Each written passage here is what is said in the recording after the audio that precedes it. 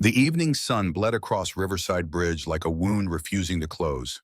Gold fractured into crimson, spilling over the valley where Ashton Falls nestled between mountains that had watched generations rise and stumble. Wind came cold off the water, carrying wet leaves and gasoline, the particular smell of a town caught between industry and memory. Route 9 hummed with the steady pulse of Thursday traffic headlights beginning to flicker on as dusk thickened. Families moved toward home. Dinner waited. Tomorrow loomed with its ordinary demands. No one could have known the next 5 minutes would split time into before and after. The black Mercedes S-Class moved through the left lane with the kind of speed that suggested destination mattered less than distance from something else. Sleek, expensive tinted windows reflecting the dying light. Inside, Evelyn Walsh gripped the steering wheel with hands that had signed billion-dollar contracts, but now trembled against leather. Her phone buzzed in the cup holder for the 17th time. She didn't look. The board meeting still echoed in her skull, Richard Crane's voice smooth as oil over gravel. Perhaps you should consider stepping back, Evelyn, for the company's sake. 20 years of her father's legacy, 10 years of her own blood and sleepless nights, reduced to a suggestion, she disappear. The speedometer climbed.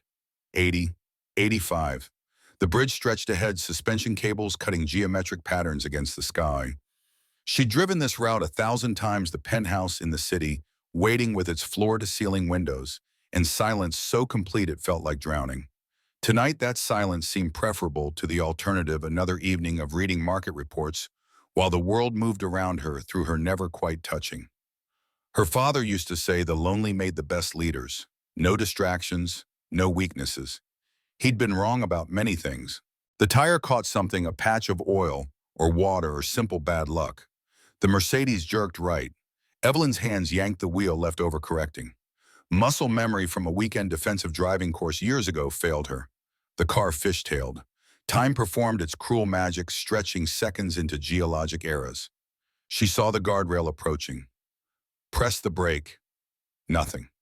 Anti-lock system stuttered. The world tilted. Metal screamed. The guardrail gave way like cardboard. For one impossible moment, the Mercedes hung suspended over the river. Evelyn saw her reflection in the rearview mirror, eyes wide, mouth open in a shape that might have been her mother's name or just the sound of disbelief. Then gravity remembered its job. The car dropped. Michael Carter's taxi, a 10-year-old Crown Victoria that burned oil and made a grinding noise in third gear, rumbled along the bridge's right lane at exactly 35 miles per hour. His daughter's drawing fluttered from the rearview mirror, construction paper. In crayon, two stick figures holding hands beneath a rainbow she'd labeled Daddy and Me in letters that climbed and fell like a heartbeat. He'd taped it there 3 weeks ago. Every time he glanced up, the rainbow caught light differently. The radio murmured NPR something about interest rates.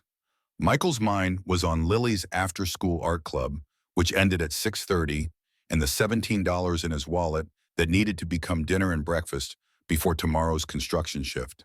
His engineering degree hung framed in their apartment's hallway, dusty, a monument to another life, when Amy was alive, and the future seemed like something you could plan for rather than survive through.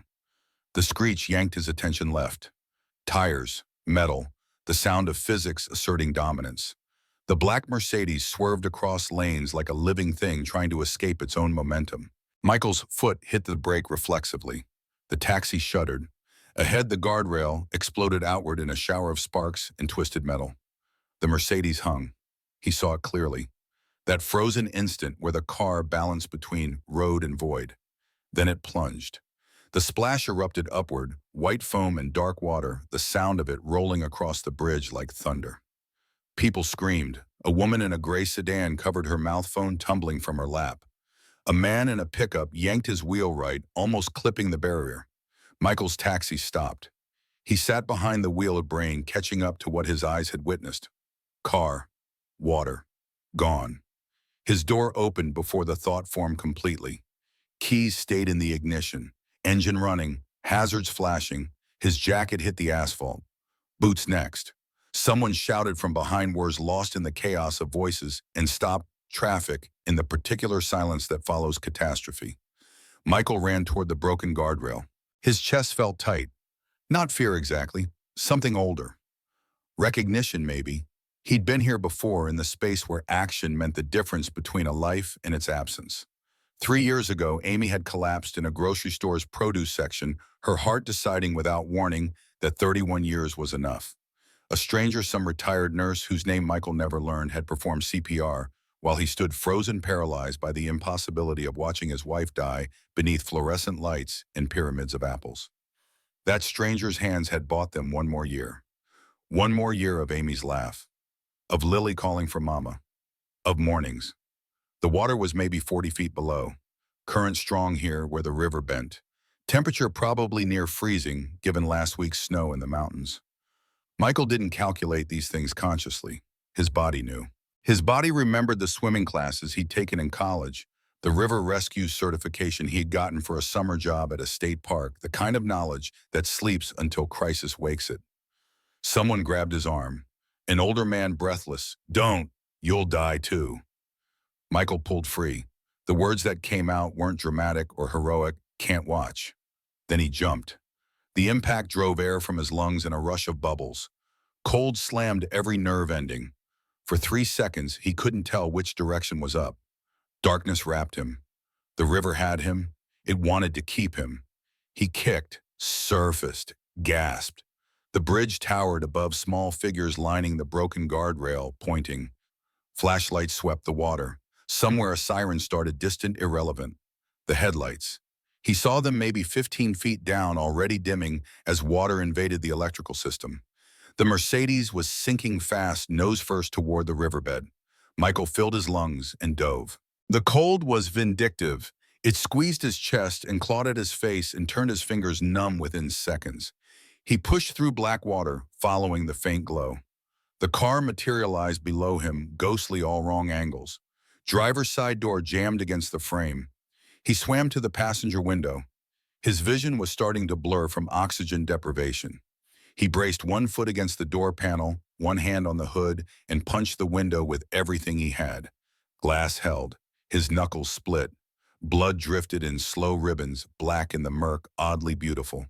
He punched again, and again. The cold was in his bones now. His lungs screamed. The window spiderwebbed. Fourth punch, and it gave shards tumbling inward. Michael shoved his arm through, ignoring the glass, cutting his forearm, reaching for the figure slumped against the steering wheel. Dark hair floated around her face like seaweed. Her eyes were closed. Seatbelt twisted across her chest, buckle, jammed or locked or both. Michael's fingers found the release mechanism. It wouldn't budge. His vision was going gray at the edges. He yanked. Nothing. The car groaned, sinking faster, pressure increasing. He yanked again, harder, and felt something give. The buckle released. The belt floated free. He grabbed her under the arms and pulled her through the passenger window.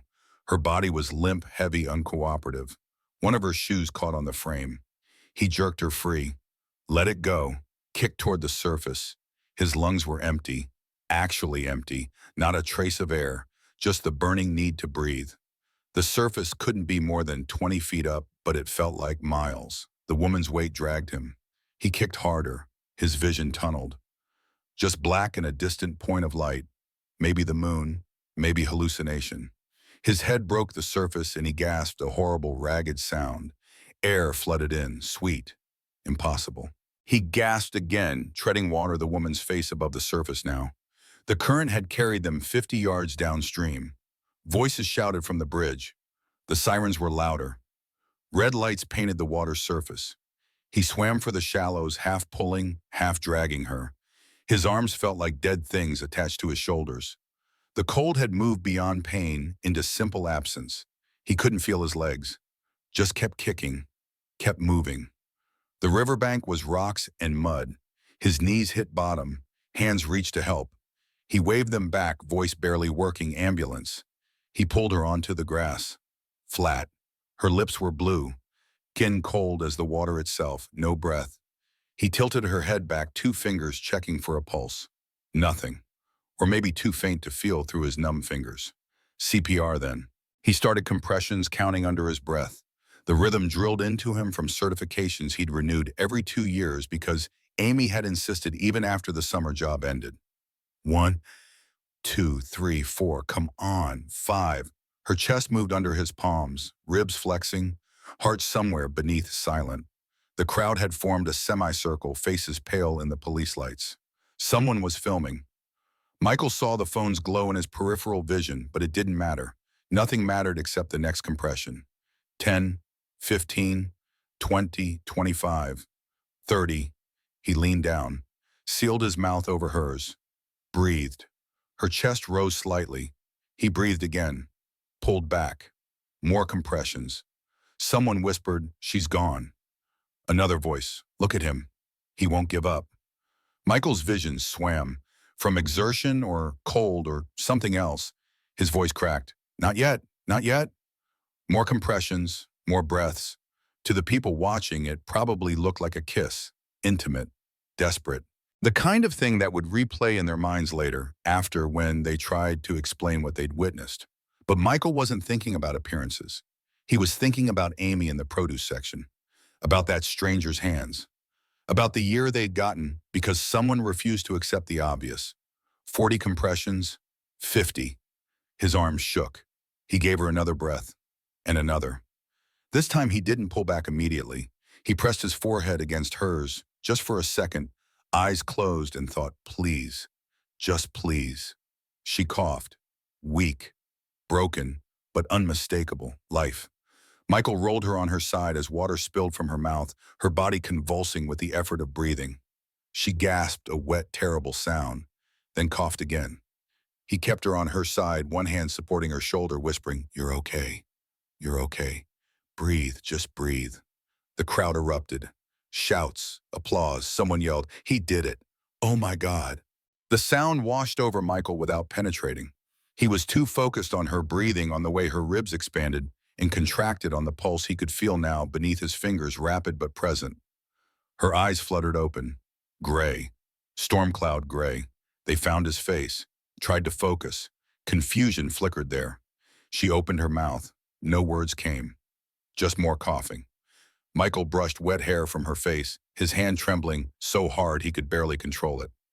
"You're safe," he managed. "Help's coming." She blinked. Her lips moved.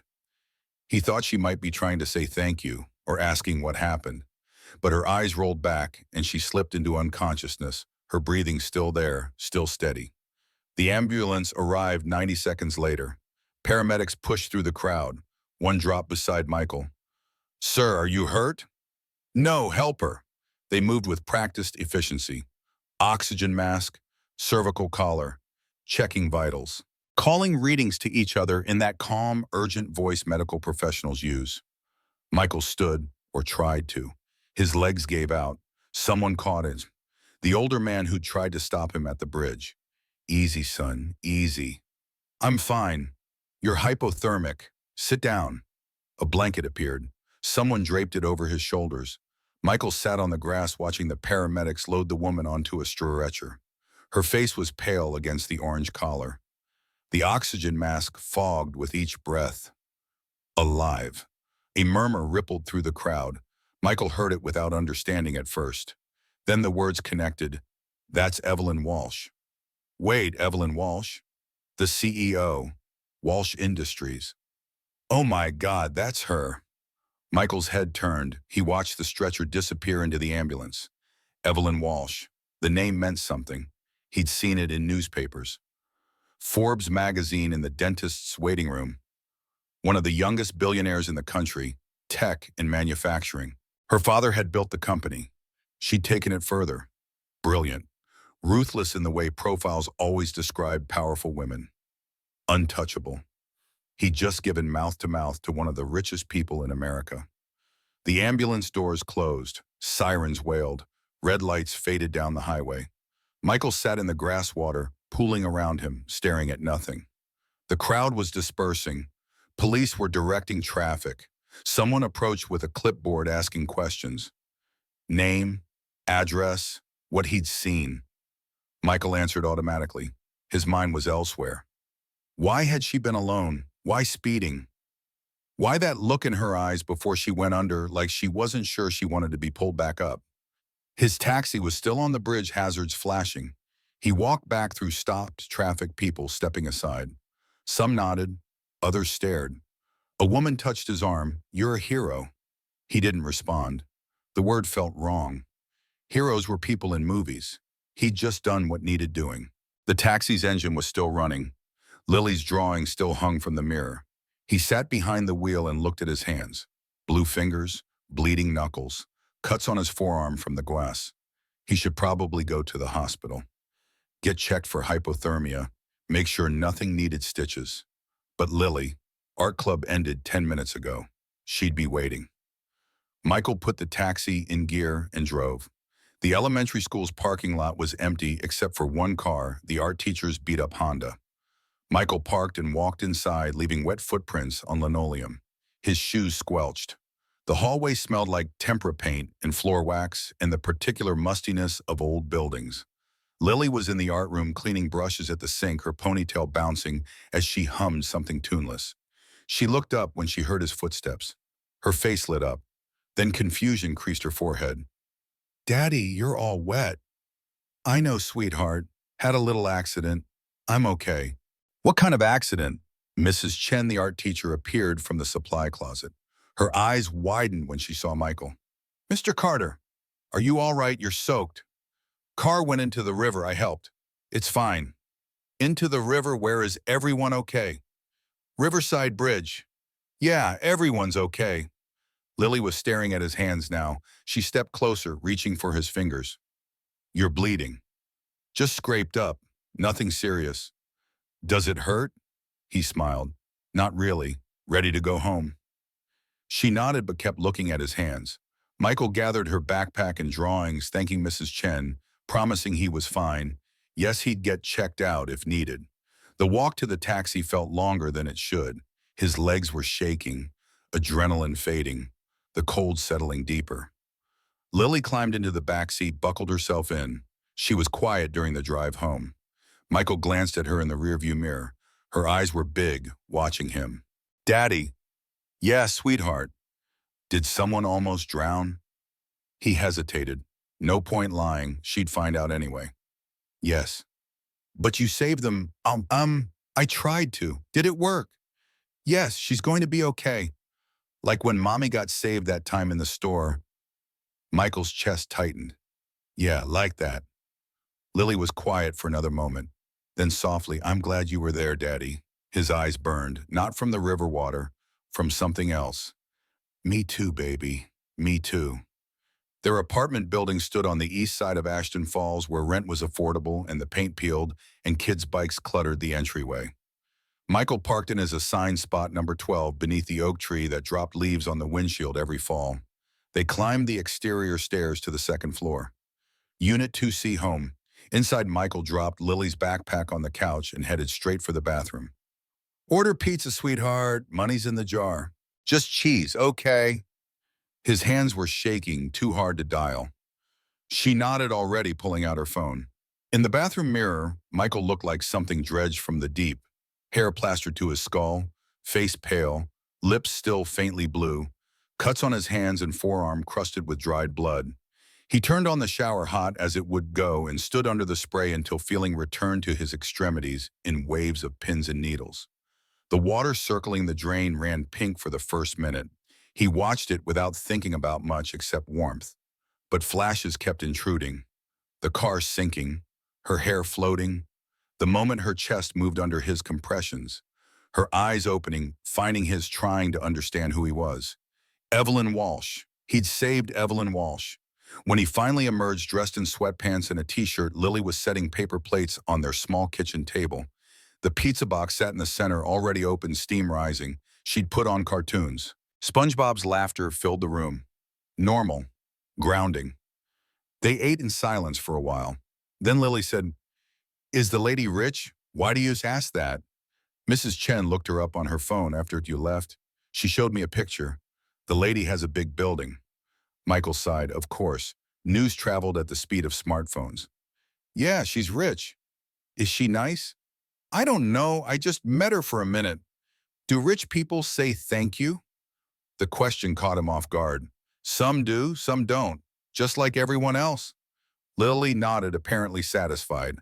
She took another bite of pizza. Michael watched her, 8 years old, her mother's eyes. his stubborn chin. She'd grown up too fast, become too comfortable with the concept of loss. First Amy, now her father's daily gamble with exhaustion and insufficient income. After dinner, Lily's bedtime routine. Brush teeth, pick out tomorrow's clothes. Story. Tonight she wanted the one about the dragon who was afraid of heights. Michael sat on the edge of her bed, the book in his lap, reading on autopilot. His mind kept drifting to the hospital. Was Evelyn Walsh awake? Did she remember? Would she want to know who pulled her out? Daddy, you skipped a page. Did I? Sorry. He backtracked, found his place, finished the story. Lily yawned, snuggling deeper into her blankets. I love you, sweetheart. Love you too, Daddy. I'm glad you didn't drown. Me too. He kissed her forehead and turned off the light, leaving the door cracked. In the living room, he collapsed onto the couch. His phone sat on the coffee table where he'd left it that morning. 17 missed calls, 43 texts. What? He opened the phone. The messages flooded in. Unknown numbers. Old coworkers. His sister in Portland. All variations on the same theme. Are you okay? Is that really you? Call me. You're all over the news. News. Michael opened a browser, typed his own name. The results loaded. Single dad rescues billionaire heiress from river. The headline sat above a grainy video someone had shot from the bridge. He pressed play. His stomach dropped. There he was, soaked, performing CPR. The angle made it look different than it had felt. When he leaned down to give rescue breaths, the video captured the moment as something else. Intimate, almost romantic. A kiss that wasn't a kiss, but would forever be remembered as one. The caption beneath read, local taxi driver Michael Carter, 32, pulled Walsh Industries CEO Evelyn Walsh from a sinking vehicle and resuscitated her with mouth-to-mouth, saving her life. The dramatic rescue was captured by witnesses who described Carter as heroic and refusing to give up. Michael scrolled. More articles, more videos.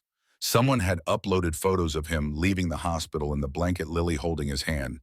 His address hadn't been published yet, but the article mentioned East Side, Ashton Falls. It was only a matter of time. He turned off the phone. Sleep didn't come easy. Every time he closed his eyes, he saw the river, heard the metal screaming, felt her pulse returning beneath his palms. Around 3 in the morning, he gave up and made coffee sitting at the kitchen table while the city slept. Tomorrow he had a construction shift at 7, then taxi runs until midnight. Lily needed new shoes. The landlord wanted rent by the 5th. Normal life with its normal demands. Except nothing was normal anymore. Across town in a private suite at Ashton Memorial Hospital, Evelyn Walsh woke to steady beeping and the particular smell of antiseptic that meant medical care. Her throat burned, chest ached. For 3 seconds, she didn't remember. Then it hit. The bridge, the water, the cold, the fading light, and then him. That face, those eyes, the way he'd looked at her on the riverbank like she mattered, like her life was worth the risk of his own. She turned her head, IV in her left arm. Monitors tracking vitals. The room was designed for privacy and comfort, the kind of space hospitals reserve for people who could pay. Morning light filtered through blinds. She'd lost hours, maybe a whole night. A nurse entered, young, efficient, smiling. Miss Walsh, you're awake. How are you feeling? Confused. That's normal. You've been through trauma. The doctor will be in shortly. Is there anyone we should call? My assistant, Clara.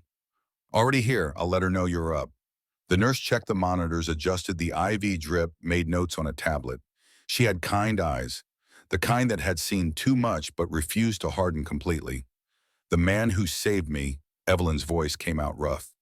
Is he okay? Mr. Carter, yes.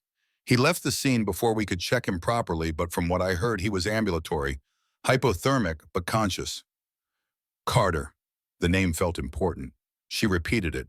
Michael Carter. That's right. He's been all over the news. A real hero. Hero, the word sat strangely in Evelyn's mind. Heroes were abstractions, marketing concepts, people in movies who existed to make the audience feel something. But this man had been real. Cold water, bleeding hands, the taste of her own death pushed back by his breath in her lungs. Clara arrived 20 minutes later, tablet in hand, wearing yesterday's suit and the expression of someone who'd been awakened all night managing crisis. She looked like she might cry, but professional instinct held it back. Thank God. Clara sat in the chair beside the bed. How do you feel? Like I drowned. You almost did. Evelyn, what happened? You're the best driver I know. Evelyn closed her eyes. The board meeting replayed, Crane's smug face, the implication that she was a liability. The building pressure over the last 6 months as rumors of the merger spread and factions formed. She'd left that meeting feeling like walls were closing in, like the empire her father built was becoming a prison she couldn't escape even if she wanted to. I was distracted, she said finally. Tired. It was an accident. Clara nodded, but her eyes said she suspected more. Well, regardless of how it happened, you're alive because of that man, Michael Carter. He's all anyone is talking about. Tell me about him. Clara consulted her tablet. 32, single father, lives east side, drives a taxi part-time, does construction work, widowed 3 years ago. Daughter's name is Lily, 8 years old. Engineering degree from State University, but I can't find record of him using it professionally. No criminal history, no lawsuits, nothing remarkable. He jumped into a freezing river. Yes, that's remarkable. Clara smiled slightly. I suppose it is. The media is having a field day. Photos of him performing CPR have gone viral. People are calling it romantic. It was medical intervention. Try telling that to the internet. Clara pulled up her tablet showing Evelyn the headlines. Billionaire heiress kissed back to life. The kiss that saved a CEO. When a hero's lips met destiny, Evelyn felt her face flush. This is absurd. It's viral, and there's more. The mayor's office called. They want to do a public recognition ceremony. Several news outlets want exclusive interviews with Mr. Carter. Walsh Industries' PR team has been fielding calls all night. He didn't ask for this. No, which is actually making it worse. Or better, depending on your perspective. Clara swiped to another screen. He's turned down every request. Someone from Channel 7 offered him $5,000 for a 10-minute interview. He said no. Evelyn processed that. In her world, everyone had a price. Every action was transactional. Someone saves your life, they leverage it. That was how power worked. Except apparently Michael Carter hadn't gotten the memo. What else? The board wants a meeting as soon as you're released. Richard Crane called twice. Evelyn's jaw tightened. What did he want? To express concern and to suggest you might want to consider a leave of absence for recovery. There it was, the real move. Use her vulnerability to push her out. Frame it as compassion while the knives came out behind closed doors. She'd seen this play before. Her father had taught her to recognize it. Schedule the meeting for tomorrow. I'm not hiding. Evelyn, you nearly died. And I didn't. I'm here. I'm functional. She sat up, ignoring the dizziness. I need to thank him. Mr. Carter. Yes, arrange a meeting. Clara hesitated. He might not want to come. Then make it worth his time. I don't care. I owe him my life. I won't let that go unacknowledged. Clara nodded, already typing. I'll reach out this morning. After Clara left, Evelyn lay back against the pillows. The beeping of monitors was the only sound. She stared at the ceiling and thought about the moment she'd opened her eyes on that riverbank. His face above hers. The concern there. The exhaustion. The simple human need to help another human. When had she last seen that? In her world, concern came with the conditions. Help required contracts.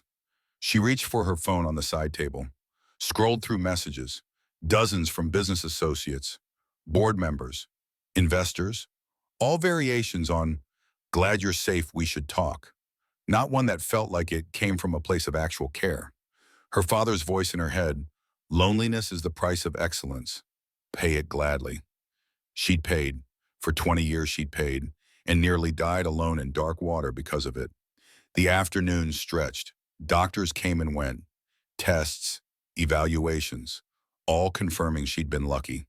No serious injuries beyond bruising and water in her lungs. They wanted to keep her overnight for observation. She agreed, too tired to argue. Clara returned with updates. Media frenzy escalating. Stock prices fluctuating as investors tried to determine if her near-death meant instability or just drama. The merger negotiations on hold pending her recovery, and still no word from Michael Carter. Michael spent Thursday morning on a construction site framing a new office building on the south end of town. His hands hurt. The cuts had scabbed over, but every time he gripped a hammer or lifted a 2x4, the wounds protested. His coworkers asked questions. He gave short answers. Yeah, that was him. No, he didn't plan it. Yes, she was okay. Back to work. During lunch break, sitting on the tailgate of someone's pickup, his phone rang. Unknown number. He almost didn't answer. Then thought, what if it's the hospital? What if something's wrong? Hello, Mr. Carter. This is Clara Chen, assistant to Miss Evelyn Walsh. Michael straightened. Is she okay? She's fine, recovering well thanks to you. Actually, that's why I'm calling. Miss Walsh would like to see you, to thank you in person. That's not necessary. She insists. We can send a car. Would tomorrow work? We understand you have commitments, but we're flexible. Michael looked at his scraped hands, at the construction site around him, at the normal Thursday of his normal life. I appreciate it, but really I was just doing what anyone would. Mr. Carter, Clara's voice softened. Between us, she needs this, not for publicity, for herself, please. Something in the plea got through, or maybe he was curious, or maybe some part of him wanted to see if she was really okay, if those gray eyes that had found his face on the riverbank held recognition or gratitude or just confusion. He sighed. Fine, but I'm bringing my daughter. I can't leave her alone. Of course, we'll make arrangements. Thank you. She gave him a time. 2 p.m. Friday. Ashton Memorial Private Wing. Michael hung up and stared at his phone. One of his coworkers, Danny, whistled low. Was that her, people? Yeah. You going, apparently. Man, you're meeting a billionaire. Wear a clean shirt. Michael laughed despite himself. It's not like that. She just wants to say thanks. Sure, and maybe offer you a bump or a reward. Rich people do that. I don't want a reward. You're the only person in America who'd say that and mean it. Maybe. Michael went back to work. Hammer, nails, wood, physical labor that didn't require thinking. But his mind kept drifting to tomorrow, to what he'd say, to whether it was strange that part of him was looking forward to it. That evening, after picking up Lily from her after-school program, he told her about the hospital visit. She was excited in the way kids get excited about anything out of routine. Can I wear my unicorn hoodie? You can wear whatever you want. Do you think she'll have fancy stuff? Probably. Do you think she'll like me? Michael pulled her into a hug. Everyone likes you, sweetheart. You're the best person I know. She giggled against his chest. Even better than you. Especially better than me. Friday arrived with gray skies and the threat of rain. Michael dressed in his one good pair of jeans and a button-down shirt he usually saved for parent-teacher conferences. Lily wore the unicorn hoodie and light-up sneakers. They drove to the hospital in his taxi, which felt absurd given where they were going, but it was the only vehicle he had.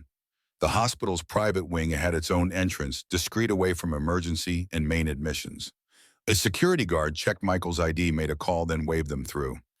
Inside, everything changed.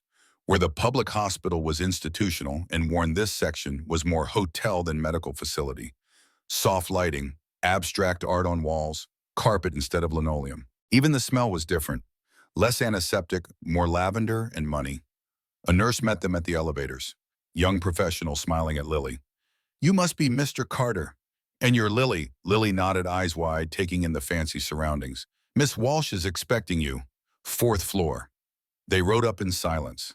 The elevator was glass-walled, showing the hospital's interior garden. Lily pressed her face to the glass. Look, Daddy, there's a fountain. I see it. Do you think rich people have fountains at their houses? Some probably do. That'd be cool. We could get fish. Michael smiled. Maybe. The 4th floor was even quieter. The nurse led them down a carpeted hallway to a door with frosted glass. Clara stood there waiting, wearing a dark suit that probably cost more than Michael's monthly rent. She extended a hand. Mr. Carter, thank you for coming. No problem. And this must be Lily. Clara crouched to Lily's eye level. I love your hoodie. Thanks. It has a unicorn. I see that. Very cool.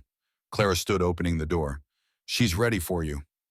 Michael took Lily's hand and stepped inside. The room was spacious, more suite than hospital room. Windows overlooking the city, comfortable chairs. The medical equipment was there, but minimized, tucked discreetly. And in the center, propped against pillows, in a bed that looked too large for one person, was Evelyn Walsh. She looked different than in the news photos. Smaller, more human. Her dark hair hung loose over her shoulders. No makeup. The bruise on her collarbone was visible above her hospital gown. Her eyes, those gray eyes, lifted when they entered. Recognition sparked immediately. "Mr. Carter." "Miss Walsh?" They looked at each other. Really looked. The room felt charged somehow, like the air before a storm. Michael became aware of how out of place he was. His cleaned but worn clothes, his calloused hands. His daughter clutching his leg, peeking around at the fancy lady from TV. Evelyn's gaze shifted down. Her expression softened instantly, the CEO mask slipping. "And who is this?" "This is my daughter, Lily. I hope that's okay, I brought her." "It's more than okay." Evelyn's voice had changed warmer, losing the formal edge. "Hi, Lily." "Hi." Lily's voice was small. Then after a beat, "You're the lady from the TV." Evelyn actually laughed. Soft, genuine, the kind of sound that suggested it didn't happen often. "Yes, I'm afraid I am." "Did my daddy really save you?" The question hung there. Evelyn looked at Michael. Something passed between them. An understanding that this moment mattered. That what happened next would shape more than just polite gratitude. "Yes," Evelyn said, her voice thick suddenly. "Your dad is the reason I'm sitting here. I owe him more than I can ever repay." Michael shifted uncomfortably. "You don't owe me anything." "I disagree." Evelyn gestured to the chair beside the bed. "Please sit, both of you." They sat. Lily climbed into Michael's lap, still staring at Evelyn with the unfiltered curiosity of children. The silence stretched, but it wasn't uncomfortable. Just three people figuring out how to be in the same space after impossible circumstances. Evelyn broke it first. "Can I ask you something, Mr. Carter?" "Michael." "Michael." She tested the name. Seemed to approve. "Why did you jump? Because you were drowning?" "No, I mean why you. No one else moved. You did. That's not instinct for most people." He hesitated. The question probed deeper than gratitude. It asked for vulnerability, for truth. And maybe because Lily was there reminding him that honesty mattered, he gave it. 3 years ago, my wife collapsed in a grocery store. Cardiac arrest. A stranger did CPR, kept her alive until paramedics came. We got 1 more year because of that. I couldn't let you go under. Not when I knew I might be able to do for you what that stranger did for Amy." The room went very still. Evelyn's eyes glistened. She looked away toward the window, blinking rapidly. When she looked back, her composure had cracks. "I'm sorry," she whispered, "about your wife." "It's okay. Lily still remembers her. That's what matters." Lily nodded solemnly. "Mommy used to draw with me. She was really good at horses." Evelyn smiled, but it was sad, broken around the edges. "That sounds wonderful. Do you like to draw?" "I used to. I don't have much time anymore." "You should make time. Daddy says making time for stuff you love is important." Michael felt his face flush. "Lily, what you do say that." Evelyn laughed again, more freely this time. "Your daddy's very wise." They talked for another 20 minutes. Small things, Lily's school, Michael's taxi work. Evelyn asked questions like she genuinely cared about the answers, not just filling air. She asked about Lily's favorite subject, art, about Michael's engineering degree, surprised when he mentioned it, about their lives in a way that suggested she found the ordinary fascinating. Then Evelyn shifted, her expression becoming more serious. "Michael, I know you've been getting media attention, and I know how cruel the media can be when they decide to turn on someone. They praise you today, make you a target tomorrow. I'm not worried about that. You should be, which is why I want to offer you something practical." He tensed. Here it came. The rich person solution. Money. A check to make gratitude transactional. "I don't want money, Baum. I'm not offering money, I'm offering a bomb." That stopped him. "What? Come work for me, as my driver. Temporarily, at least. My schedule is insane. I don't like most of the drivers they assign me. They're chatty or incompetent, or they stare. You've already seen me at my worst. I might actually feel safe with you behind the wheel." Michael stared. "You want me to be your driver?" "Yes. I already drive a cab." I'll pay more, she paused. And it comes with full benefits, health insurance for dependents. The words hit different than she probably intended. Health insurance. Lily's asthma had been getting worse. The inhaler they used was expensive. He'd been putting off the specialist appointment because the copay on his current bare-bones plan was $300 he didn't have. And winter was coming, which meant worse symptoms. Lily tugged his sleeve. What's dependence? It means you, sweetheart. Evelyn was watching him carefully, reading his hesitation. I'm not trying to buy you, Michael. I'm trying to help someone who helped me. And I'm trying to keep you in my life because I think I'd like to know you better. The person who saved me, not as the headline, as a person. The honesty disarmed him. No games, no corporate speak. Just a woman who'd looked death in the face and decided she didn't want the person who pulled her back to disappear into obscurity. What's the catch? He asked quietly. No catch. You saved my life. I'd like to keep you in it, at least for a while. Lily whispered, can we say yes, Daddy? I like her. Michael looked at his daughter, then at Evelyn, then at his own hands still healing. He thought about the specialist appointment, about rent, about the stability a real job with benefits could mean.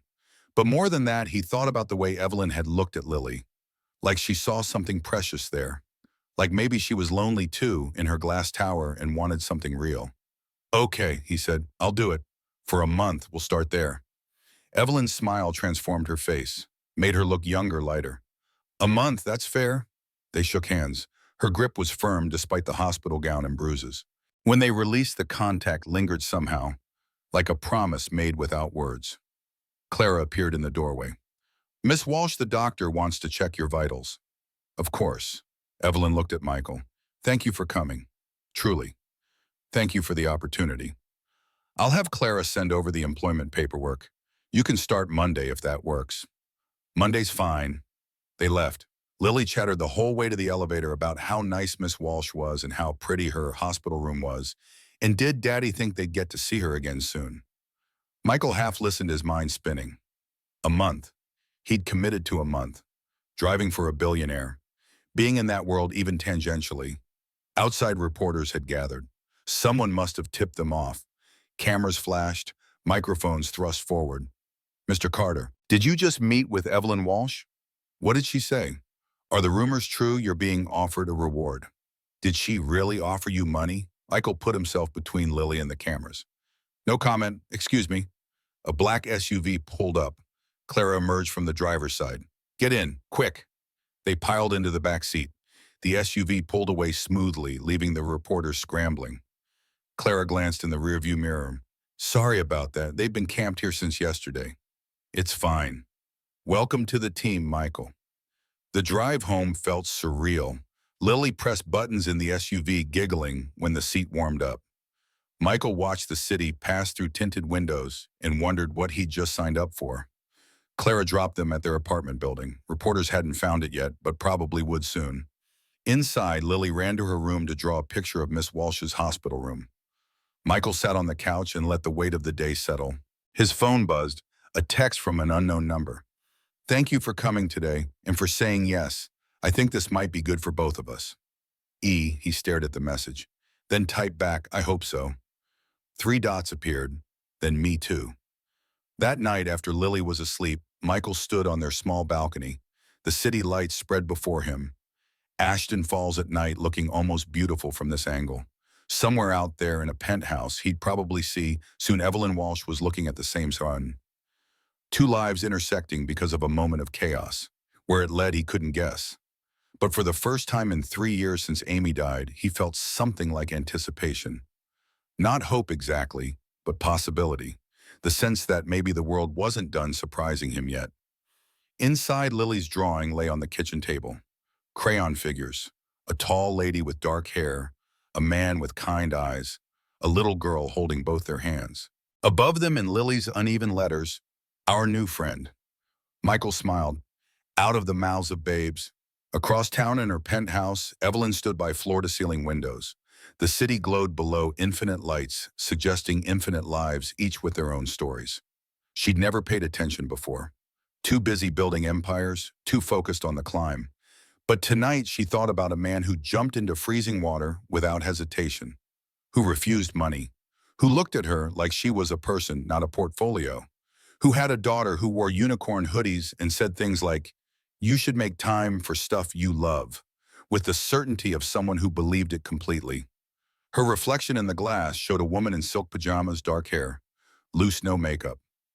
Without the armor of boardrooms and power suits, she looked younger, more vulnerable, more like the person she'd been before her father died and left her an empire to prove herself worthy of. The phone on the side table buzzed. Richard Crane. She didn't answer. Let him wait. Let them all wait. She had a month with Michael Carter. A month to figure out if gratitude could become something else. If two people from different worlds could find common ground. If she could learn to be the kind of person who jumped into rivers instead of standing safely on bridges. Her father's voice in her head, loneliness is the price of excellence. Maybe, but maybe it didn't have to be. The weekend passed in a blur of preparation. Clara sent over employment contracts, benefits paperwork, background check forms. Michael filled them out at the kitchen table while Lily colored beside him. Monday morning arrived cold and bright, the first real taste of autumn. Michael dressed in the new clothes he'd bought at Target, black pants and a white shirt, feeling like he was playing dress-up. Lily had school. He dropped her off early, kissed her forehead, promised he'd pick her up at the normal time. Then he drove to the address Clara had sent. The Walsh Building, downtown. 52 stories of glass and steel that caught morning light like a mirror. Michael parked in the underground garage visitor spot and took the elevator to the executive floor. The elevator opened onto a reception area that felt more like a modern art museum. Clara met him there, handing him a key fob. "Good morning. Car's on level P3 spot 12. Silver Maybach. Can't miss it." Maybach. Michael had seen exactly one in his life at a car show Lily had dragged him to. "I've never driven one. It's just a car.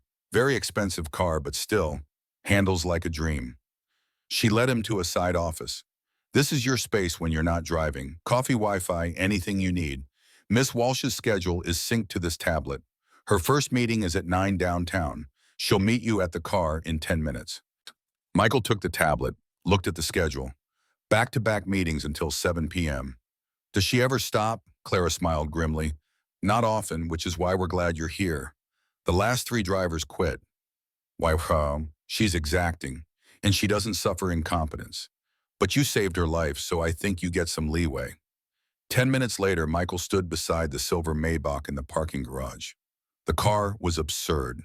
Sleek lines, wheels that probably cost more than his taxi interior that smelled like leather and money.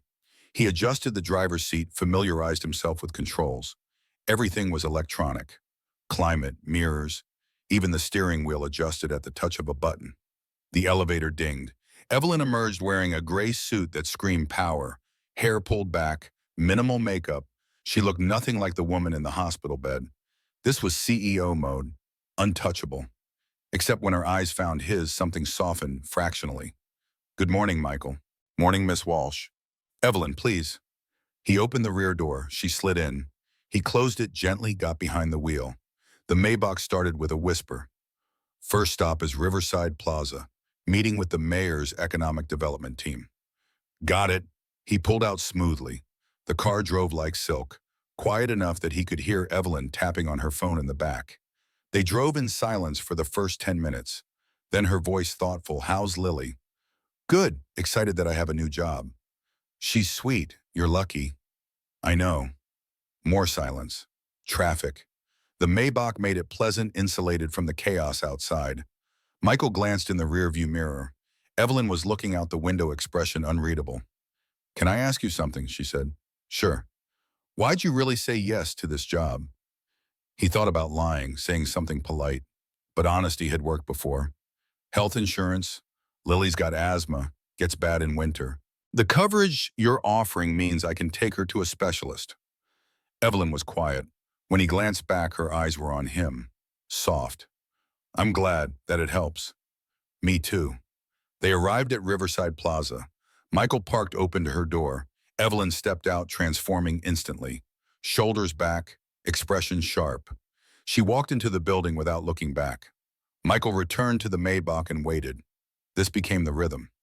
Mornings began with pickup at her penthouse.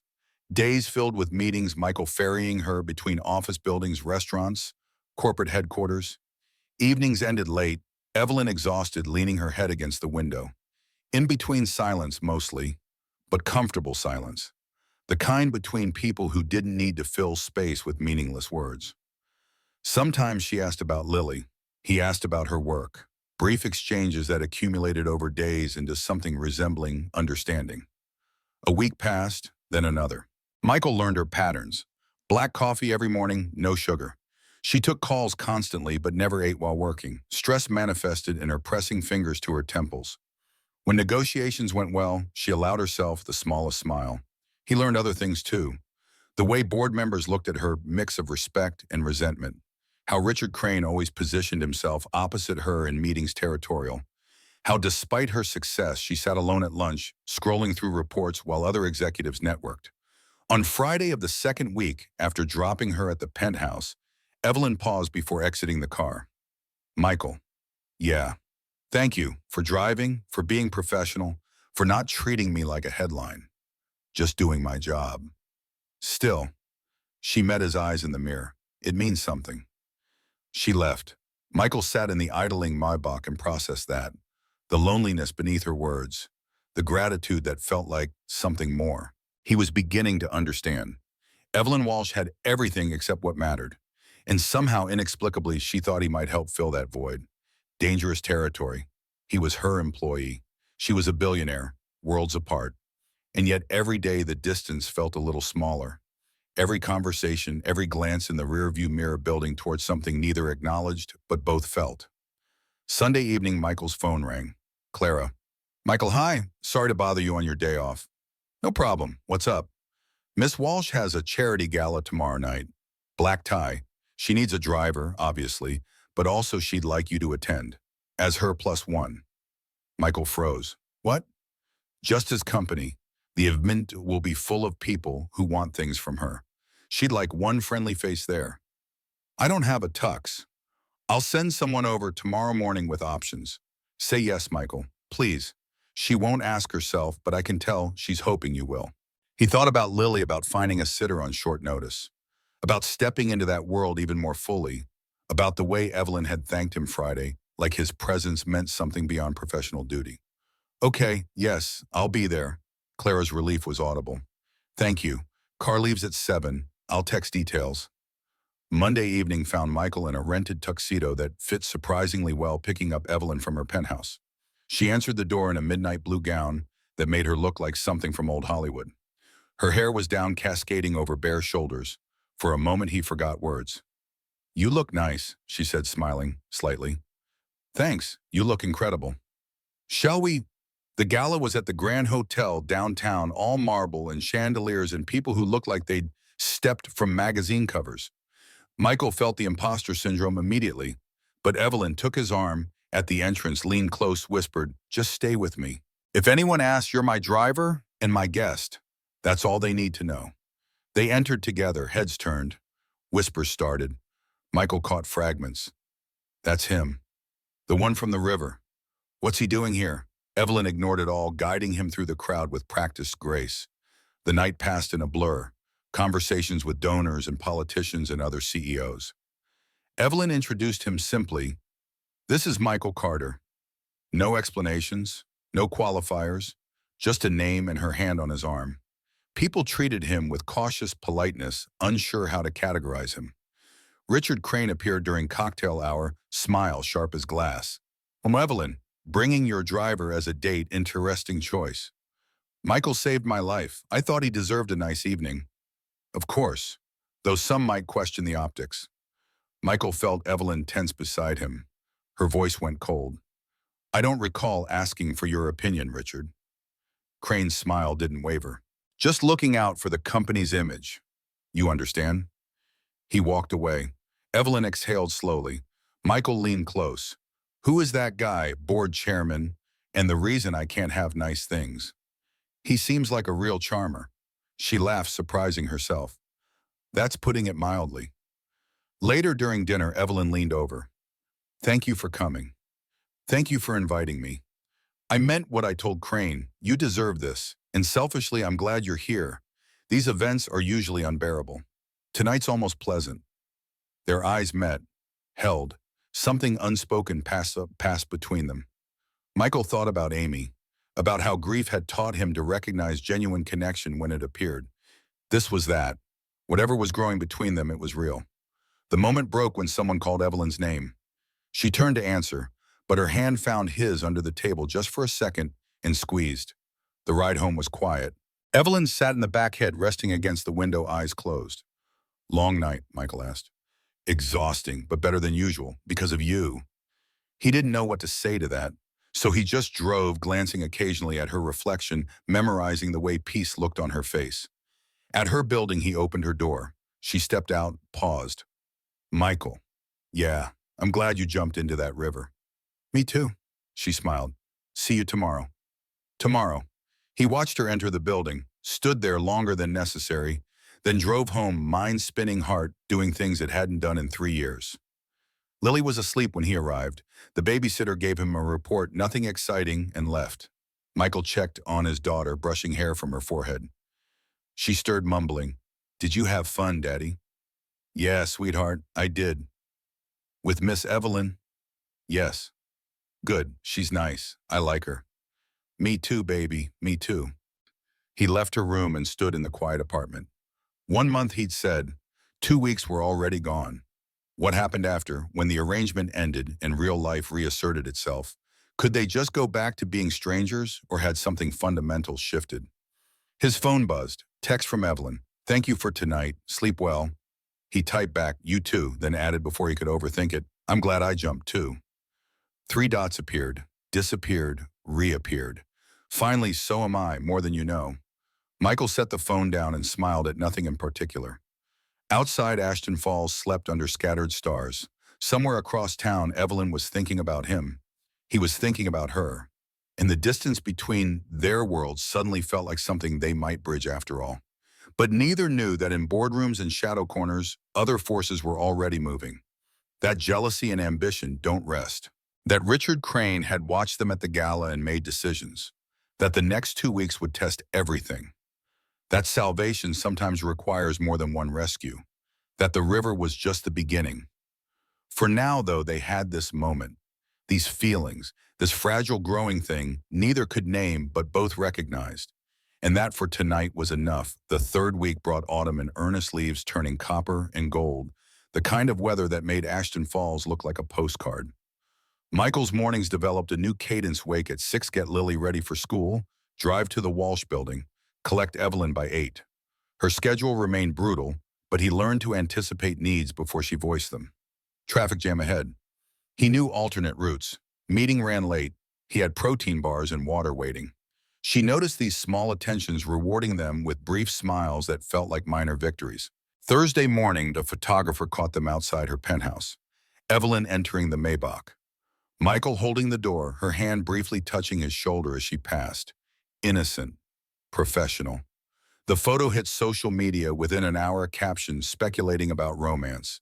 By noon, tabloid websites ran headlines, Is the billionaire falling for her hero? Clara called, voice tight with damage control urgency. Michael, don't respond to any media inquiries. Direct everything to me. This is getting out of hand. He'd already received 47 calls that morning. Blocked the numbers. Lily's school called too, asking if they should increase security given the attention. The world was closing in, turning his simple act of heroism into entertainment, his relationship with Evelyn into fodder for speculation and judgment.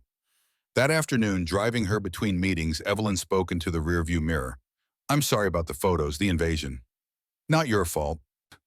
Feels like it. Everything I touch becomes complicated. Her voice carried exhaustion deeper than physical tiredness. Michael navigated through downtown traffic, considering his words carefully.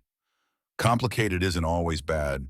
Sometimes it just means something matters enough to be messy. Silence stretched. Then softly, when did you become wise? Single parenthood, grief, take your pick. She laughed, but it dissolved quickly. The board meets tomorrow. Emergency session. Crane's pushing for a vote on my leadership. Michael's hands tightened on the wheel. Can he do that? With enough support, yes. He's been building alliances, using the media attention around us as evidence. I'm distracted, compromised. Never mind, I've doubled revenue in 5 years. One viral photo and suddenly I'm unfit to lead. The injustice of it sparked anger in Michael's chest. Men ran companies while having affairs, divorces, scandals. But a woman shows gratitude to someone who saved her life and her competence gets questioned. What do you need? Honestly, a friend in the room. Clara will be there, but she's staff. I need someone who isn't afraid of them. Someone who jumped into a river without thinking about consequences. Their eyes met in the mirror. You want me at the board meeting.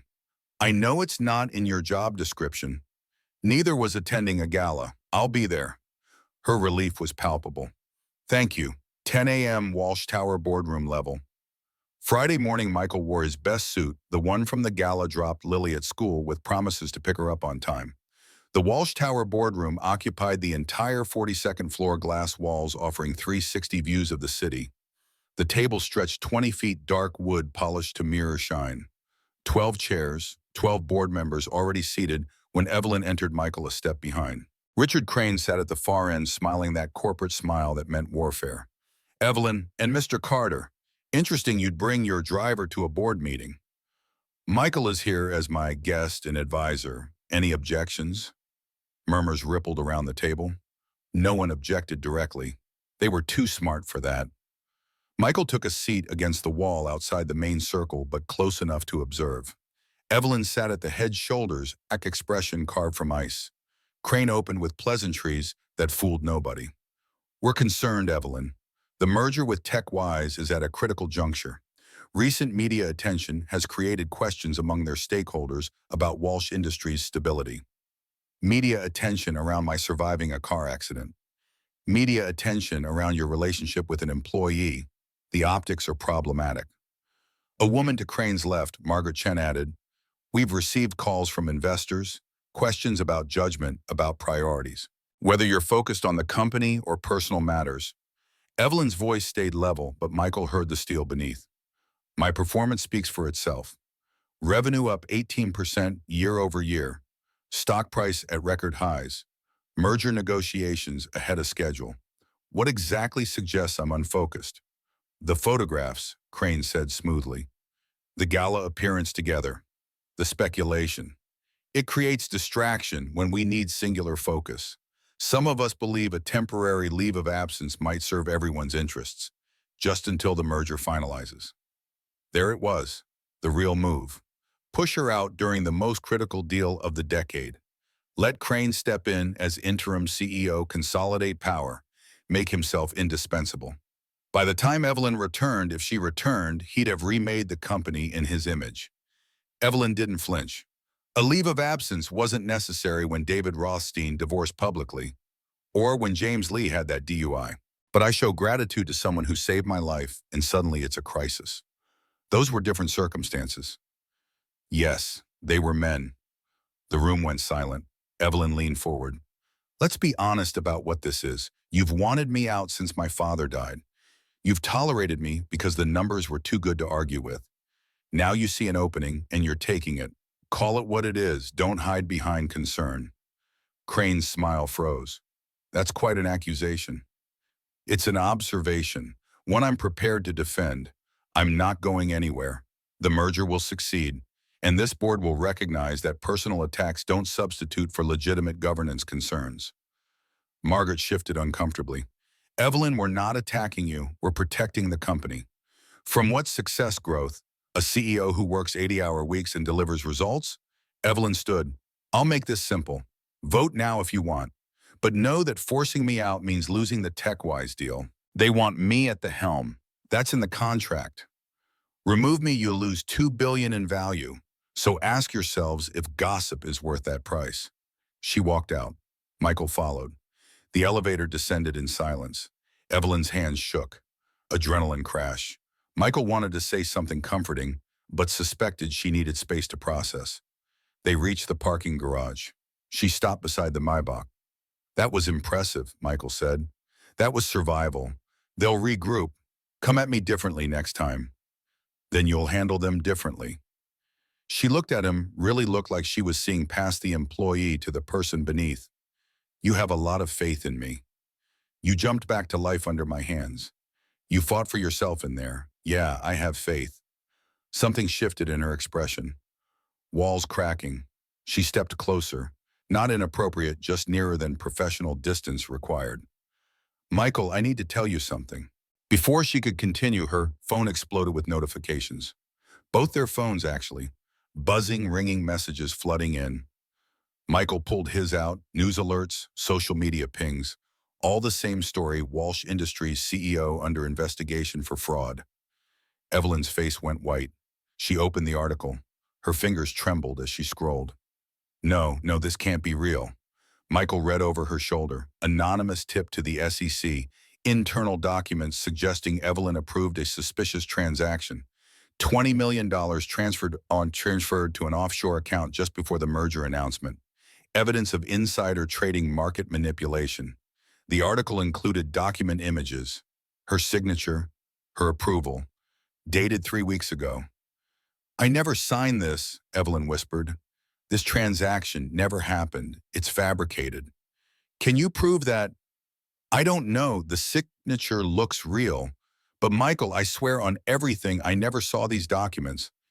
Clara burst from the elevator, tablet in hand, face pale. Tell me you didn't see the news. We saw it. SEC is opening an investigation. Formal inquiry expected within hours. The board is convening again emergency session. Crane is calling for your immediate suspension pending audit. Evelyn swayed. Michael caught her elbow, steadying her. She looked at him, eyes filling with something beyond fear. Betrayal. The realization that someone had orchestrated this.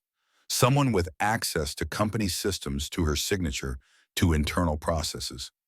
Crane, she said. It has to be. Can you prove it? Not without access to the servers, and the board will lock me out the moment they vote, which could be in the next hour. Michael's engineering brain kicked in. Systems, data, evidence. What if we get to the servers first, pull the logs before they sanitize them? Clara stared. That's breaking and entering. Technically. It's her company, her data. Not breaking and entering if she authorizes it. Evelyn processed this. Legal ramifications. Career suicide if caught. But what choice existed? Let herself be framed, lose everything her father built. She straightened, decision made. Tonight, after hours, can you do it, Michael? Navigate the security systems, extract the data we need. I haven't worked in IT for 10 years. But yeah, I remember enough. We'll need building access server room codes. Clara was already typing. I can get us that. The night security guard is friendly. Might look the other way for the right reasons. Then we do it tonight, Evelyn said, voice hardening. We find evidence of who's behind this and we end them. The rest of the day passed in tense preparation. Michael dropped Evelyn at a lawyer's office where she prepared defenses for the board meeting scheduled for Monday. He picked up Lily from school, explaining he had to work late, arranging for their neighbor, Mrs. Rodriguez, to babysit overnight if needed. Lily hugged him tight. Is everything okay, Daddy? Just some complicated work stuff. Nothing to worry about. You look worried. He kissed her forehead. I'm fine, sweetheart. I'll be home before you know it. At 10 p.m., Michael met Evelyn and Clara at an all-night diner 3 blocks from Walsh Tower. They sat in a back booth, untouched coffee cooling between them. Clara spread building schematics on the table pulled from architectural files. Security rotates every 2 hours. Guard changes at midnight. That's our window. 12 to 12:15, the new guard does perimeter checks. Server room will be unwatched. Michael studied the blueprints. What floor would be? 40 requires executive key card and passcode, which we have. Which I have, Evelyn corrected. I'm coming with you. Bad idea. If we're caught, you need plausible deniability. Say I went rogue, stole your access. That protects you. I'm not hiding while you risk yourself for me. Again. Their eyes locked. Clara cleared her throat. He's right, Evelyn. Strategically, you need distance. I don't care about strategy. I care about not letting Michael take the fall alone.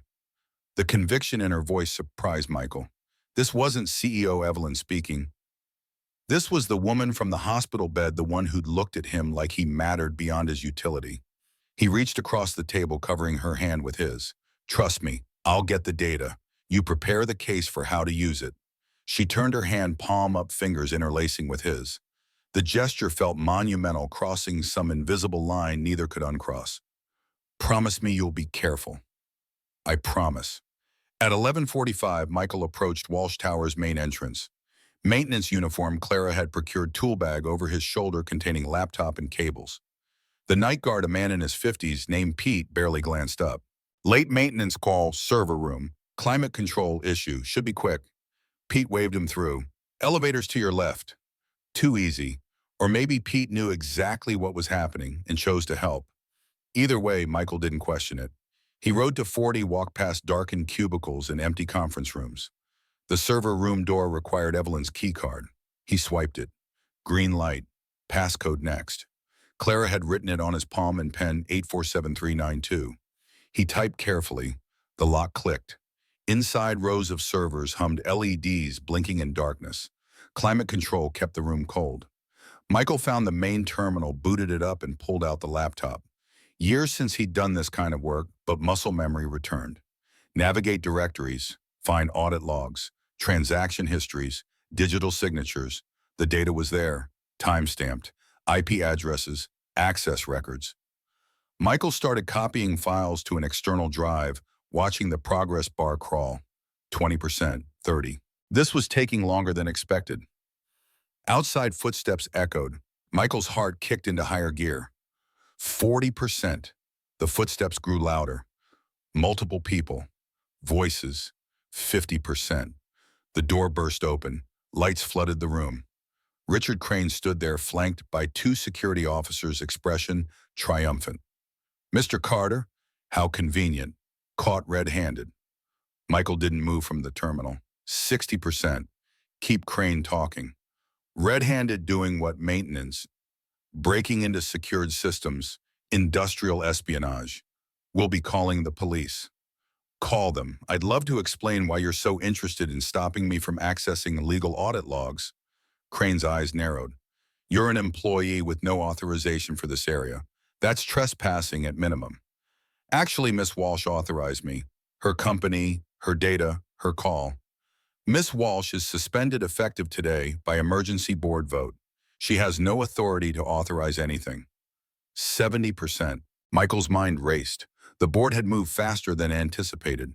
Evelyn was already out, which meant he was now genuinely trespassing. But the data evidence of who was behind the fraud, it was almost copied. Just needed another minute.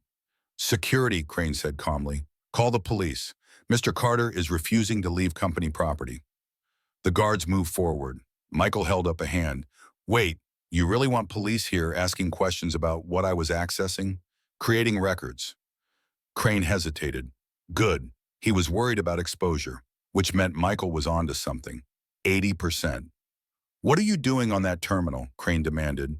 Checking your handiwork, the forged documents, the fake transaction. Very impressive, Richard. How'd you clone Evelyn's signature digital certificate theft inside accomplice? Crane's face hardened. You're inventing conspiracies. Am I? Then why stop me from pulling logs that would prove Evelyn innocent? Because you're not authorized. Or because those logs show you accessed her accounts, used her credentials, created documents she never saw. 90%. Michael spoke faster, keeping Crane engaged. You've been planning this for months, waiting for the right moment. The merger gave you cover. Media attention gave you excuse. Frame her, push her out, take control. How much does TechWise pay the new CEO more than the old one, I bet? Crane's expression went cold. You have no idea what you're talking about.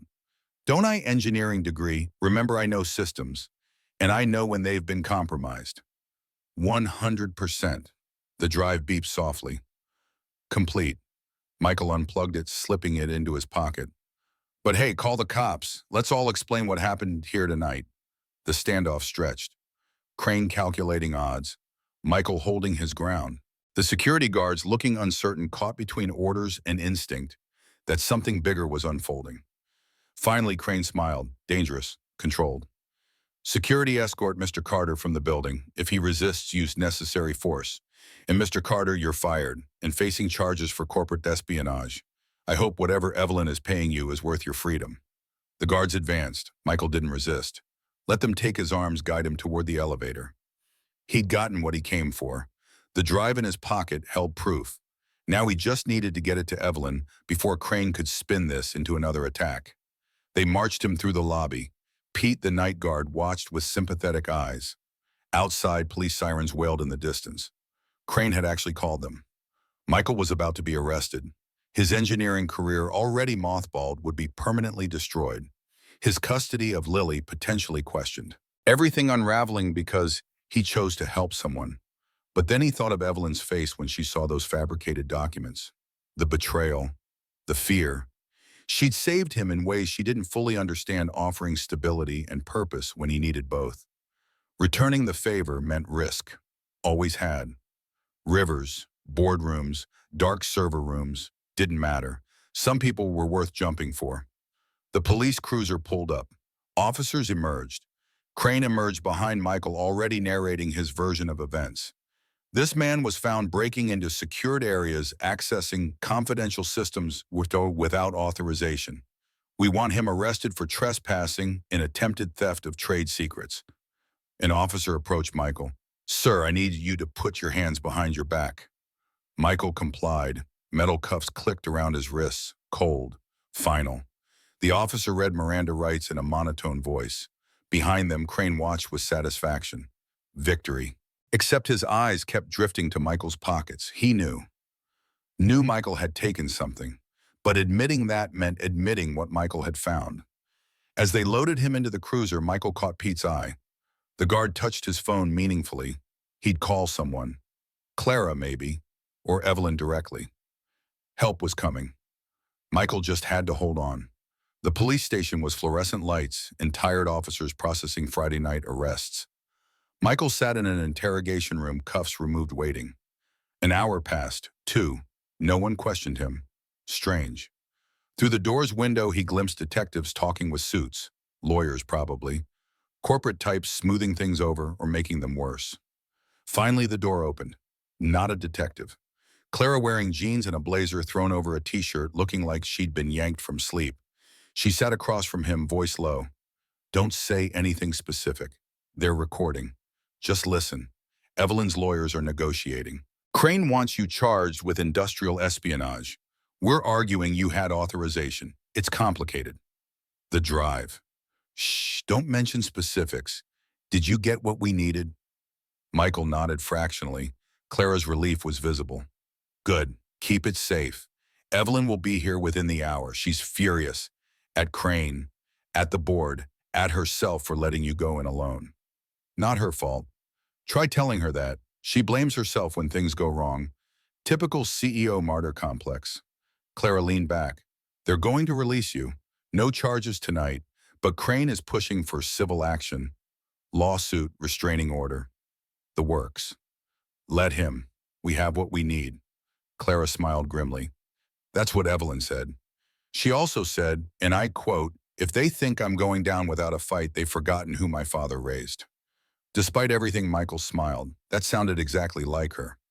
Wounded but not broken. Cornered but not defeated. He wondered if she knew how magnetic that kind of strength was. How rare. An hour later, paperwork signed. Michael walked out of the station into 3 a.m. darkness. Evelyn waited by the Maybach, arms crossed, expression caught between relief and anger. When she saw him, both dissolved into something else. She closed the distance fast, stopping just short of touching him. Are you okay? Fine, little tired.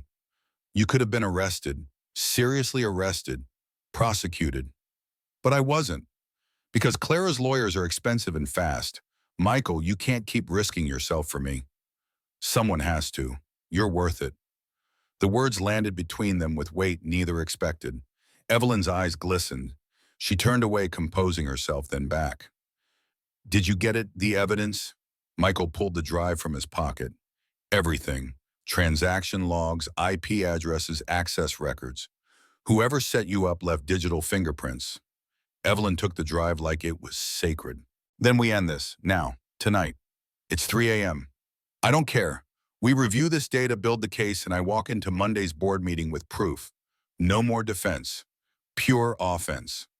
Clara appeared from the Maybach. I've got coffee and laptops in the car. Where are we working? Evelyn looked at Michael. Your place, I don't trust my penthouse isn't monitored. The idea of Evelyn Walsh in his modest apartment was surreal, but Michael nodded. Lily's there, asleep hopefully. We'll have to be quiet. I can be quiet. They drove through empty streets, the city sleeping while they waged war. Michael's apartment building looked different through Evelyn's eyes, he imagined. Peeling paint, rusted railings, the opposite of penthouses and boardrooms. But she followed him up the stairs without comment, without judgment. Inside, Mrs. Rodriguez snored softly on the couch. Michael gently woke her, paid her for the night, thanked her profusely. She left without asking questions. Lily's door was cracked, her nightlight casting soft glow. Michael checked on her, still sleeping, peaceful, unaware her father had been arrested and released in the same night. He left her door cracked and returned to the living room where Evelyn and Clara had set up laptops on his small kitchen table.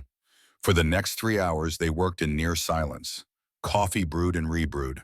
Michael navigated the data files, walking Evelyn and Clara through what they were seeing. Access logs showing someone using Evelyn's credentials from an IP address traced to Richard Crane's home network. Timestamps proving the fraudulent documents were created while Evelyn was confirmed elsewhere in meetings with witnesses.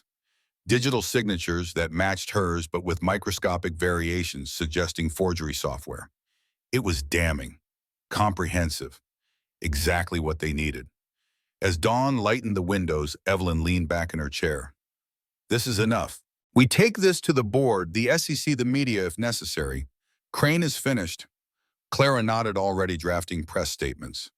Michael stood stretching. His back ached, his eyes burned, but satisfaction warmed him. They'd done it, pulled evidence from the fire, turned defense into attack. Evelyn stood too, moving to the window. The city woke below, delivery trucks and early commuters beginning their days. She looked small against that vastness, isolated despite her power. Michael joined her at the window. You okay? I keep thinking about what you said. In the car that first week. Complicated isn't always bad. Sometimes it means something matters enough to be messy. I remember. She turned to him. This matters. You matter. And I don't just mean professionally or because you saved me. I mean you. Who you are. How you see the world.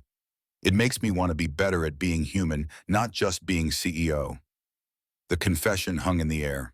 Dawnlight caught her face, softening edges that were usually so sharp. Michael thought about Amy, about grief, about the way life surprises you with a second chances dressed as catastrophe.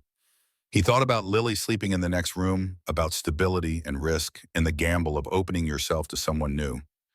You're already human, Evelyn. More than you know. She smiled, reached out, touched his hand. Just that, palm to palm. Simple connection that meant everything and nothing and all the possibility between. Lily's door creaked, small footsteps padding across the floor. She appeared in her pajamas, rubbing her eyes, stopping when she saw the adults in the kitchen. Daddy, Miss Evelyn, why are you here so early? Evelyn crouched to Lily's level, instantly voice softening. We were working. I'm sorry if we woke you. It's okay. Are you having breakfast? Daddy makes good pancakes. Evelyn looked at Michael. He shrugged. I make good pancakes. So they did. As dawn broke fully in a small apartment on the east side, a billionaire CEO and a single dad made pancakes while his daughter set the table with mismatched plates. Clara joined them, and for 20 minutes the crisis paused. They ate together, laughed when Michael flipped a pancake too high and it stuck to the ceiling. Lily told Evelyn about her drawings, and Evelyn listened like it was the most important presentation she'd ever heard. Normal. Impossible. Perfect. When they finished, Evelyn squeezed Michael's shoulder. Thank you. For everything. For last night. For this morning. For showing me what really matters. Anytime. Monday's going to be brutal. The board meeting, confronting Crane with evidence, media circus. You'll handle it, and I'll be there. Promise, promise. She left with Clara preparations to make lawyers to brief. Michael cleaned up breakfast while Lily drew at the table. She hummed while she worked. Then without looking up, Daddy, yeah, are you and Miss Evelyn friends or something more? The question froze him mid-wipe. What? You look at her different, like how you used to look at Mommy, in old pictures. His throat tightened. 8 years old and she saw everything. I don't know yet, sweetheart. Maybe something more. Is that okay? Lily considered this seriously, then nodded. Mommy would want you to be happy. I think Miss Evelyn makes you happy. So yes, it's okay. Michael hugged her, blinking back tears. When did you get so wise? I'm 8. That's pretty old. He laughed. Yeah, pretty old. Outside the city moved toward weekend, unaware that Monday would bring revelations and reckonings. Unaware that in boardrooms and courtrooms and the court of public opinion, a battle was brewing. Unaware that sometimes salvation required more than one rescue. That rivers were just the beginning. That what started with drowning might end with breathing deeper than either had in years. Michael looked at his phone. Text from Evelyn. Thank you for pancakes, for everything, for seeing me. Talk Monday. Be ready. He typed back, always ready. See you Monday. The weekend stretched ahead. Rest. Preparation. The calm before whatever storm Monday brought. But for now, Lily hummed and Drew sunshine poured through the windows, and Michael felt something he had almost forgotten. Hope. Not just for himself, for all of them. Monday arrived wrapped in gray clouds, the kind that threatened rain, but delivered only humidity. Michael woke at 5, couldn't fall back asleep, spent the time reviewing the evidence one more time. Every log file, every timestamp, every digital footprint that traced back to Richard Crane's machinations. The case was airtight, but courtrooms and boardrooms weren't bound by logic alone. Politics, relationships, fear of scandal. These forces shaped outcomes as much as facts. Lily emerged from her room at 6:30, already dressed in her school uniform. She'd picked it out herself last night, insisting she wanted to look nice in case Daddy needed extra bravery today. The thought made his chest ache with love for this small person who understood more than she should have to. You're going to be amazing today, she said over cereal, voice serious. How do you know? Because you're my dad, and you don't give up on people. Simple 8-year-old wisdom that cut to the core of everything. He kissed her forehead, drove her to school, held the hug at drop-off a beat longer than usual. Whatever happened today would reshape their lives. Better or worse remained to be seen. The Walsh Tower boardroom at 9:30 a.m. felt like a cathedral built to commerce. 12 board members already seated, Richard Crane at the far end, radiating confidence. He'd spent the weekend spinning narrative Michael knew, framing Friday's break-in as desperate criminality, positioning himself as the steady hand Walsh Industries needed. Several board members looked sympathetic to that story, others uncertain. Margaret Chen appeared actively uncomfortable, avoiding eye contact. Evelyn entered at exactly 10 a.m., Clara beside her, Michael one step behind. She wore navy blue, severe, authoritative. Her hair pulled back revealed the sharp angles of her face, the determined set of her jaw. She'd barely slept based on the shadows beneath her eyes, but exhaustion had been weaponized into intensity. Crane started before she could sit. Evelyn, given Friday's events and pending criminal charges against your associate, perhaps you should reconsider attending this meeting. There are no pending charges. The police released Mr. Carter without filing. But I appreciate your concern, Richard. Let's talk about charges, shall we? Specifically the ones you'll be facing. That shifted the room's energy. Board members exchanged glances. Crane's smile tightened. I don't know what you mean. Of course you don't. Evelyn nodded to Clara, who connected a laptop to the boardroom's display system. The screen flickered to life, showing rows of data. Let me clarify. The fraud investigation currently threatening Walsh Industries, the documents suggesting I approved illegal transactions, all fabricated. And we have proof. Clara advanced the presentation. Access logs appeared, IP addresses highlighted in red. Evelyn walked the board through it methodically, her voice never rising, facts delivered like surgical strikes. Someone using her credentials from Crane's home network. Digital signatures created with forgery software while she was confirmed elsewhere. Timestamps proving the fraudulent documents appeared during windows when only Crane had opportunity. This shows clear evidence of corporate fraud and identity theft, Evelyn continued. Richard accessed my accounts without authorization, created false documents, leaked them strategically to damage my reputation, and position himself as replacement CEO. The question isn't whether I'm fit to lead. It's whether this board will protect a criminal or demand accountability. Crane's face had gone pale. He recovered quickly, but the crack showed. This is absurd, circumstantial at best. IP addresses can be spoofed. Anyone could have planted this evidence. Could they? Let's examine your motive. You've opposed every major decision I've made for 3 years, fought the TechWise merger, tried to block our renewable energy pivot, consistently positioned yourself as the alternative leadership. The merger threatened to cement my position for the next decade. You needed me gone before it closed, so you manufactured a crisis. Margaret Chen spoke up, voice shaking slightly. Richard, is this true? Did you fabricate those documents? Absolutely not. This is a desperate woman grasping at conspiracy theories to avoid accountability. Michael stepped forward, all eyes turned, Crane's expression twisted with contempt. The hired help wants to contribute. This should be entertaining. Michael ignored the jab.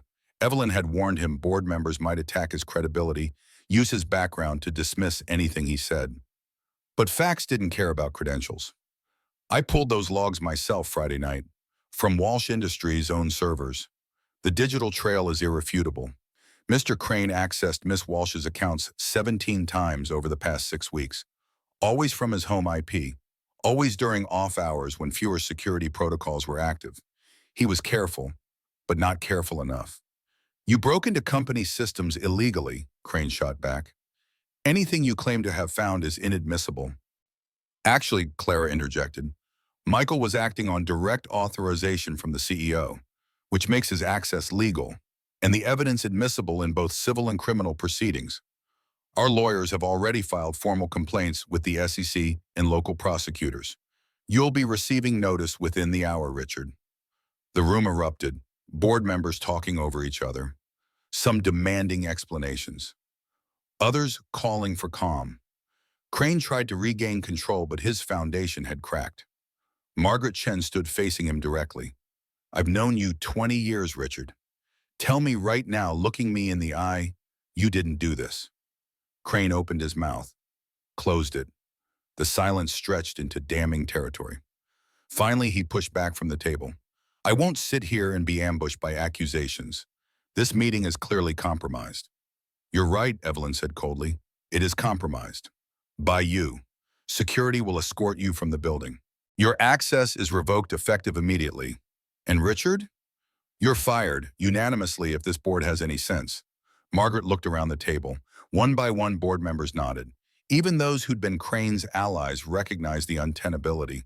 Supporting him now meant complicity. Crane saw it happening, his carefully constructed power base collapsing in real time. You'll regret that, he hissed at Evelyn. All of you will regret this. The only regret, Evelyn replied, is that my father trusted you. He wouldn't have made that mistake twice. Security arrived. They escorted Crane out, his protest fading down the hallway. When the door closed, the remaining board members sat in stunned silence. Margaret spoke first. Evelyn, I owe you an apology. We all do. We should have investigated before assuming. Apologies noted. Now let's discuss the merger. We've lost a week to this nonsense. TechWise needs reassurance that Walsh Industries is stable. I propose we close within 30 days, accelerate timeline, demonstrate strength. The meeting shifted into strategy. Michael watched Evelyn command the room, brilliant and focused every bit the leader her father had raised. But he also noticed the tension in her shoulders, the way her hands gripped the table edge. This victory felt hollow, somehow tainted by betrayal. 90 minutes later, the board dispersed. Evelyn, Clara, and Michael remained. The room felt larger, empty windows showing the city below, indifferent to the drama above. Evelyn walked to the glass, staring out. We won, Clara said. Crane's finished. The merger will proceed. Stock will stabilize. You did it. Did I? Evelyn's voice was distant. Defended my position. Preserved my power. The same game my father played for 40 years. Win today, fight tomorrow, repeat until you're too old to care or too dead to continue. Michael approached carefully. You protected something worth protecting. That's not us a game. Isn't it? Look at what it cost. Your arrest, the stress on Lily, the media circus. And for what? So I can keep running a company I'm not sure I even want anymore. The words hung heavy. Clara and Michael exchanged glances. Neither had expected this. Victory was supposed to feel better. Evelyn turned from the window.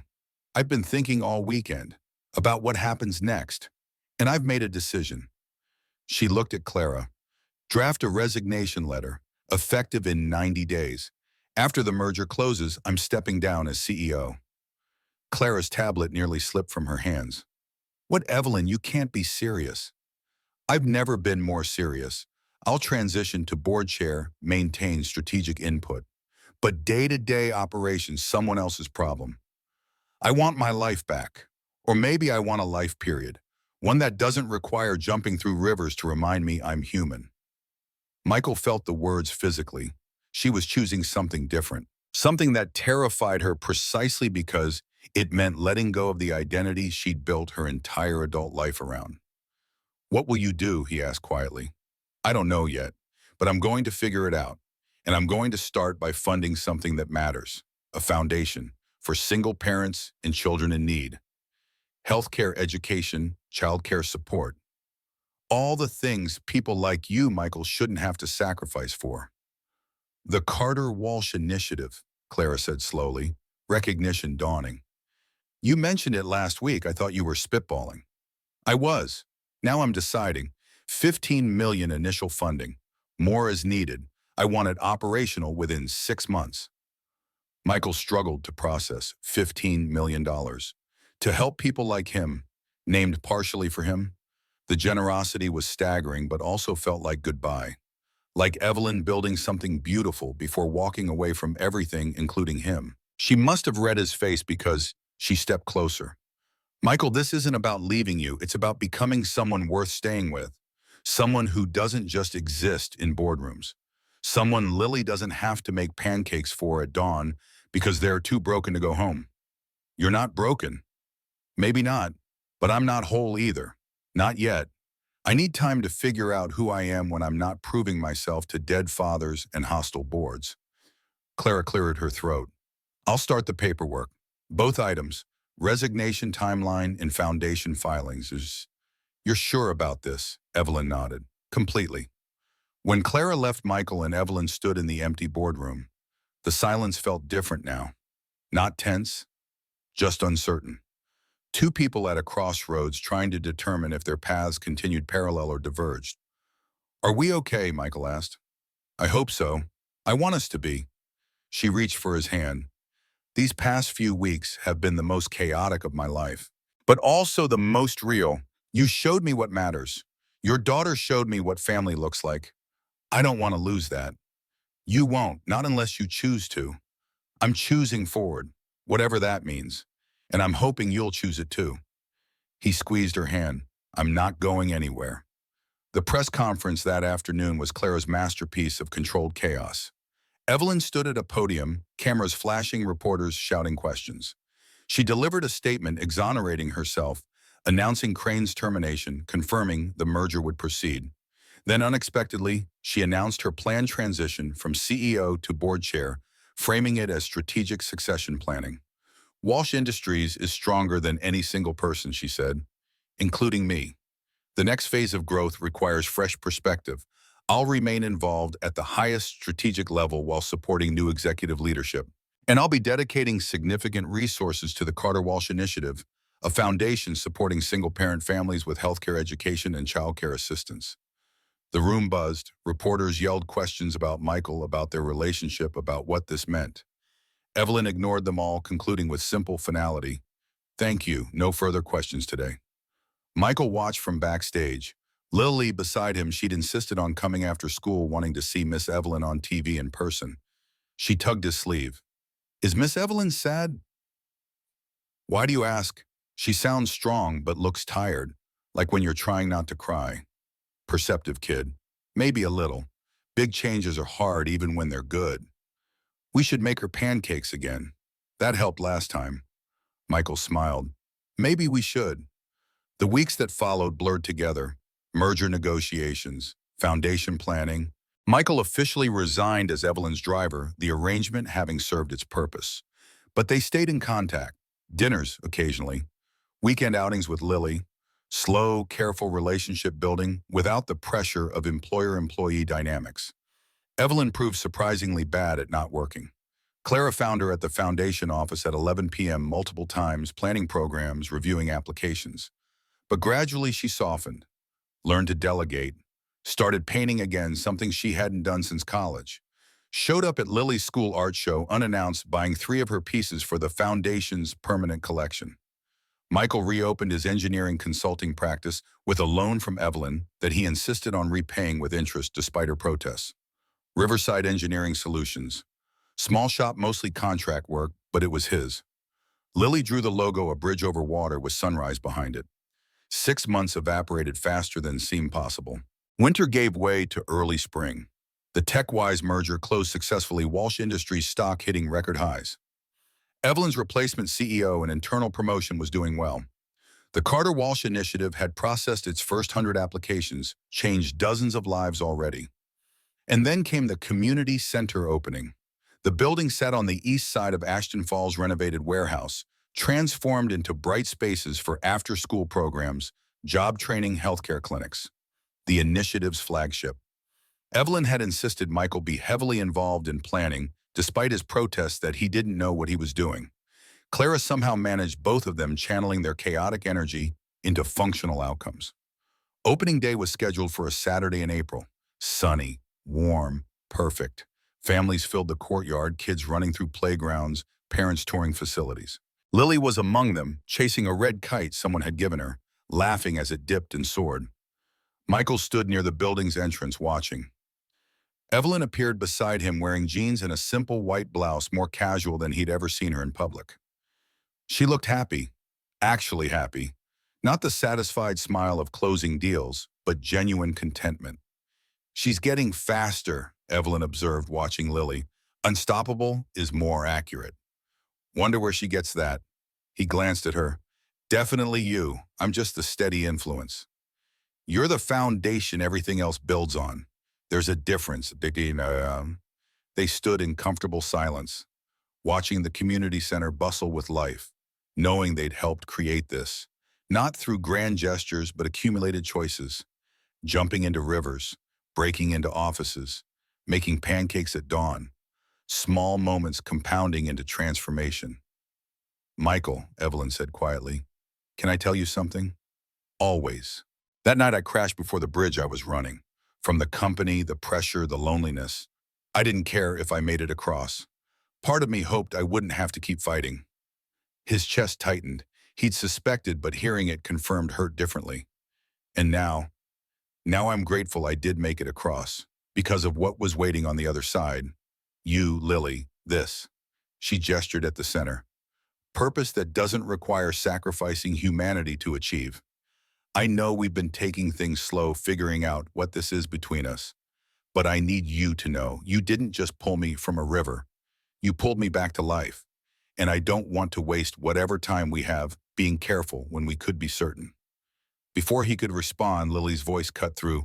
Daddy, Miss Evelyn, look, my kite's flying. They turned. The kite soared high red against blue sky.